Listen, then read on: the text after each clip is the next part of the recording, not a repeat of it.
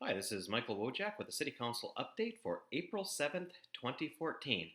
Just completed about 8.5 hours of City Council meeting, so let the good times roll. I'm going to talk to you about four topics today: the Uptown Art, some Second Street area future work, the, the historic preservation issue at the Chardonnay, or what we used to be the Chardonnay restaurant, and the Joe Weiss workforce housing project in the southeast.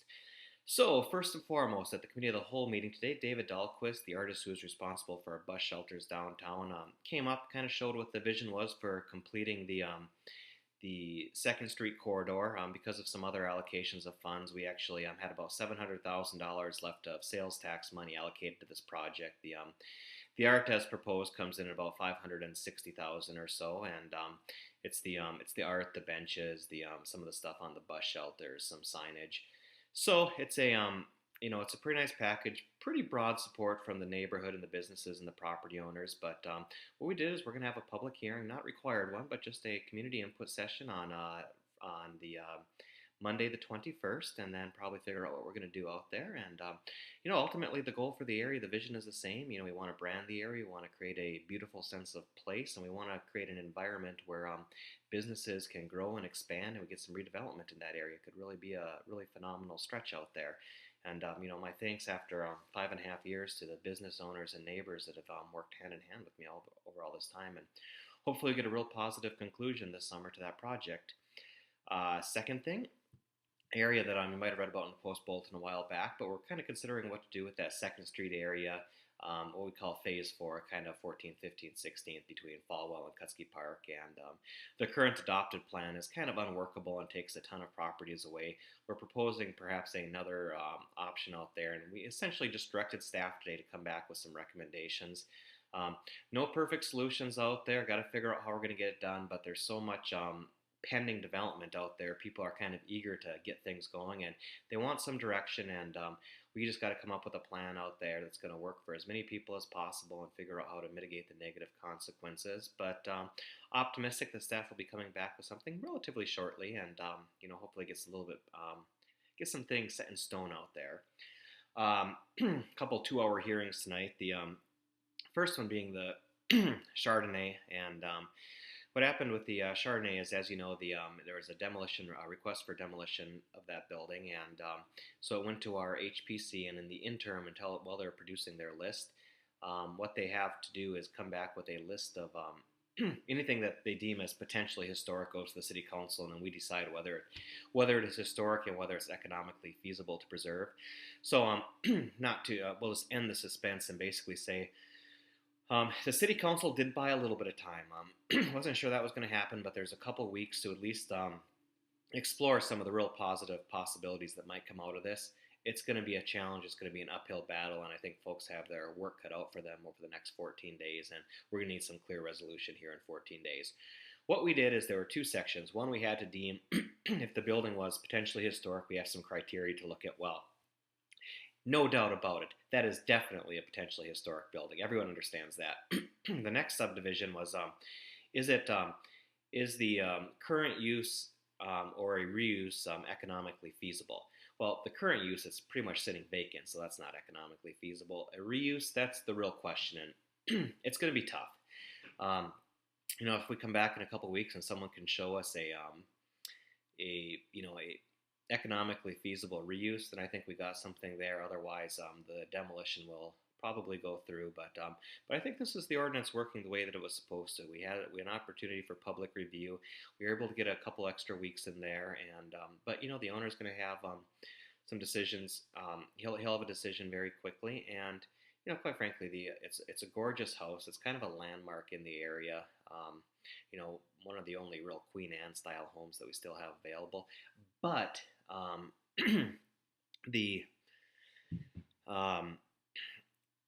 it's just in terrible condition. I mean, you can go just up and down the list, and I've seen it inside and out. And I mean, I wish there was a way to preserve it. I just don't know if it's truly going to be economically feasible. But we have a little window in there to explore that. So hope for the best. Hope we can find some way to save that landmark. Lastly, another 2-hour hearing that brought us to about midnight was on the Joe Weiss proposal in the southeast. And I had to put a lot of extra time in this meeting with the neighborhood and developer and reviewing our own zoning code to see if there was something that we could do to help accommodate both parties' desires. And Joe Weiss went through the project. He did everything by the book. Went through, had staff approval for what he was proposing. Had a unanimous planning and zoning recommendation in his favor. And ultimately, the what the neighbors, when I met with the neighbors, what got me excited is they weren't opposed to having workforce housing in their neighborhood per se, and it's only a 3-story building, so I mean it's going to fit just about anywhere just fine. But what they want to do is they wanted some sort of retail use that could serve as a community center, and that's a hard thing to accomplish, especially this late in the game. So what the neighborhood wanted to do could not be done in the R3 zoning, which is what we ended up moving it to today. What the developer wanted to do is not able to be accomplished in the B5 zone. The floor area ratio just doesn't allow for it. So we were kind of at an impasse. We looked for a creative solution. I suggested B2.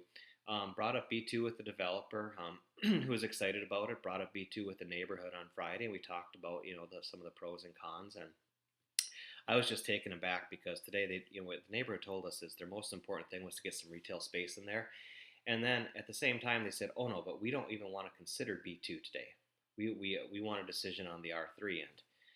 And they got a decision, and the council approved the the R3 zoning and the project that as is. Now this could close the door on it. I don't think it should close the door on it. I'm going to continue to work with the developer. In fact, I'm probably going to call and set up some time now, and I think that there are some things that we can do in how the project goes forward now that the approvals are in place, and I think there are maybe some things we can do in terms of site layout that might be able to preserve the opportunity still to have a retail space there in the future. No guarantees at this point, but we really tried hard to try and present the neighborhood with another option, and they did not want any discussion of the option, so we went ahead and made our decision. And I think some of the concerns were, there was some, nitpicking of what the staff's comments were, but bottom line is this development as proposed is not going to have a negative effect on anything in the vicinity. There's no public works challenges out there. It's a good project. It's 54 units of desperately needed workforce housing. Hope the state supports it from the tax credit standpoint, but I'm still optimistic that there's maybe some way of working this out to potentially create a phase 2 in the future that can put some retail in there. So nothing's off the table at this point. I wish that we had explored the B2 a little bit earlier, but I think that going forward on these types of projects, we're going to see a lot more B2 on these corridor type development locations. I guess the other thing too is yet another decision favoring the city and myself in the lawsuit with Dan Holter and Rochester City Lines, and the city's now the cost of fighting this ridiculous lawsuit is like $956,000. Once again, the appeals court came back, unanimous published opinion that everything that the previous decisions that all favored myself and the city were 100% correct. That gets reaffirmed yet again.